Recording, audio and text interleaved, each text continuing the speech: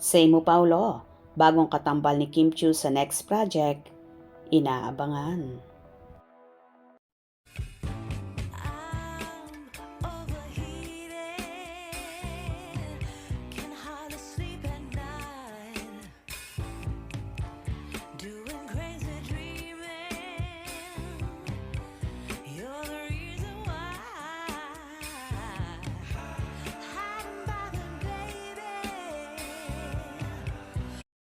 Inaabangan na nga ng lahat ang magiging next project ng Queen of the Dance Floor at TV host sa actress na si Kim Chiu.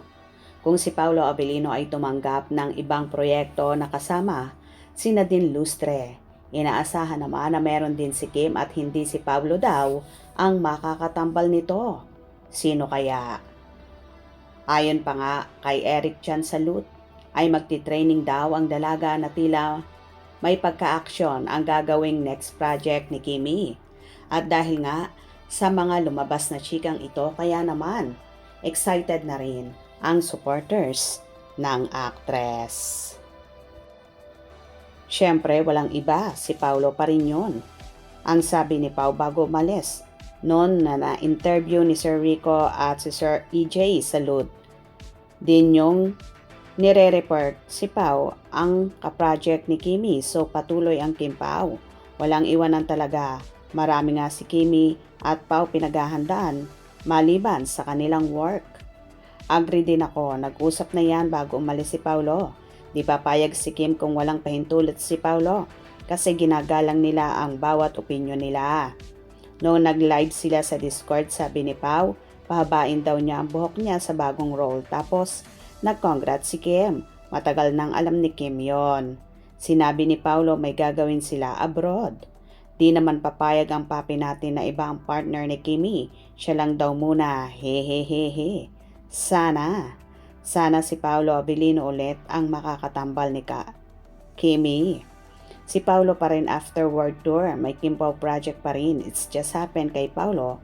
Nagkaroon ng long overdue project but with Kim, sila pa rin ni Pau after world tour. Yes na yes, si Paulo Abilino pa rin yan. Of course naman, Kim Pau forever, walang nagbago. Paano mo kakayanin ngayon na pinagbabangga ang Kim Pau at Paulo Nadine na ginawang Pau din? Ok na sana ako sa mga alibay kung bakit nasa Paris si Paulo doing project with Nadine. But yung pinagbabangga ngayon Kim Pau at si Paulo at Nadine ay nakakasakit at nakakabahala. Sana hindi isinabay ang Kim Pao World Tour at project ni Paulo with Nadine upang hindi nalilito ang Kim Pao fans sa pagsuporta dahil kay Paulo, kaya susuportahan ang project nila ni Nadine. Ngunit kung maaapektuhan si Kim ay huwag na lang. Pinagbabangga ang project ng Kim Pao at ni Paulo na hindi si Kim ang kapareha. Hindi tayo at hindi Paulo at Nadine.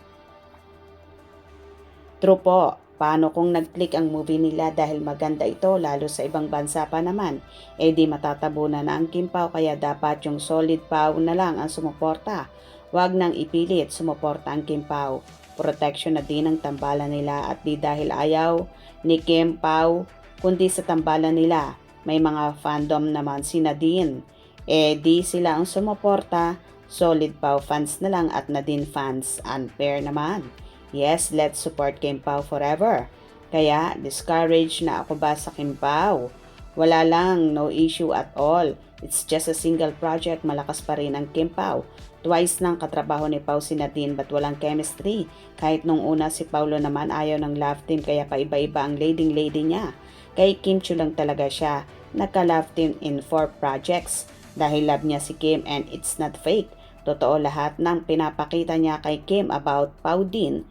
It will not prosper because may kanya-kanyang love life. Si Nadine may boyfriend, si Pao may Kim Chiu. Kung hindi lang long overdue ang project ni Pao kay Nadine, ayaw niya.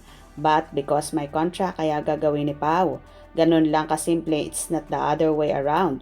May world tour ang Kim Pao April tapos ipapalabas sa Free TV ang The Alibay after Batang Quiapo. So anong problema nyo? Correct, Kim Pao lang tayo, solid tayo sa Kim Pao. Wala nang iba, may kanya-kanya ng fandom ang solid.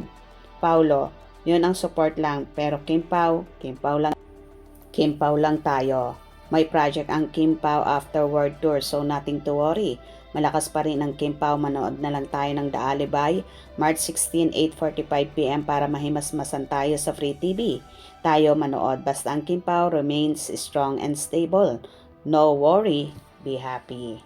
O di ba kaloka, ang mga fanay at kung ano-ano na lang ang naiisip. Sino nga ba ang magiging leading man ni Kimi sa next project? Posible nga bang si Paulo pa rin? Hope you enjoyed. Please subscribe for more info.